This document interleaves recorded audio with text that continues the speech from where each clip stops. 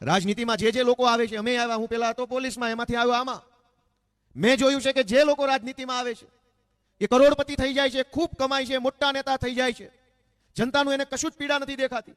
રાજનીતિમાં તો અમે આવ્યા, જોઈ લો, અમે ચપલા પહેરીને આટા મારીએ આજની તારીખમાં ધારાસભ્ય છીએ, તોય અમે અહીંયા કમાણી કરવા નથી આવ્યા, લૂંટી લેવા નથી આવ્યા, પણ લૂંટી લેનારાઓને રોકવા માટે અને લૂંટાઈ રહેલા ખેડૂતોને ટેકો આપવા માટે રાજનીતિમાં આવ્યા છે દોસ્તો.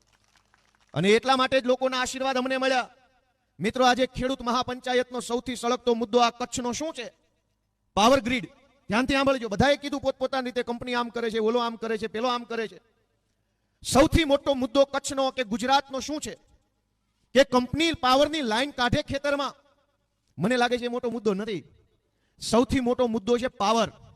ધ્યાનથી સાંભળજો કે પાવર સૌથી મોટો મુદ્દો છે. પાવર કોનો?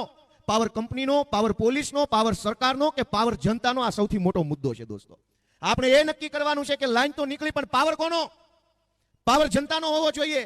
આજે જનતાનો પાવર નથી હાલતો. આજે તો નેતાનો પાવર, કંપનીનો પાવર, સરકારનો પાવર ચાલે છે. અને એટલે હું તમને વિનંતી કરું છું કે જનતાના પાવરને આપણે બધાએ ઓળખવો પડશે. જનતાનો પાવર કેવો હોવો જોઈએ એ સરકારને બતાવવું પડશે. નહીતર તો સરકાર એમનો પાવર બતાવશે, પોલીસ એમનો પાવર બતાવશે, કંપની એમનો પાવર બતાવશે.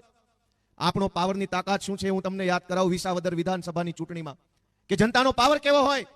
જનતાનો પાવર જોવો હોય તો વિસાવદરની ચૂંટણી જોઈ લો, કે વિસાવદરની એક સીટની ચૂંટણીની અંદર મુખ્યમંત્રી પ્રચાર કરતા હતા, ગૃહમંત્રી પ્રચાર કરે, વન મંત્રી, પાણી મંત્રી, કૃષિ મંત્રી, સહકાર મંત્રી, આખા ગુજરાતના તમામ મંત્રી, ધારાસભ્યો, સાંસદ સભ્યો, બુટલેગરો, ગુંડાઓ, લફંગાઓ, બધા જ લોકો વિસાવદરની ચૂંટણીમાં પ્રચાર કરતા હતા. પણ સાચો પાવર જનતાનો હતો, એટલે જનતાના પાવરથી ગોપાલ ઇટાલિયા ધારાસભ્ય તરીકે બેઠો છે.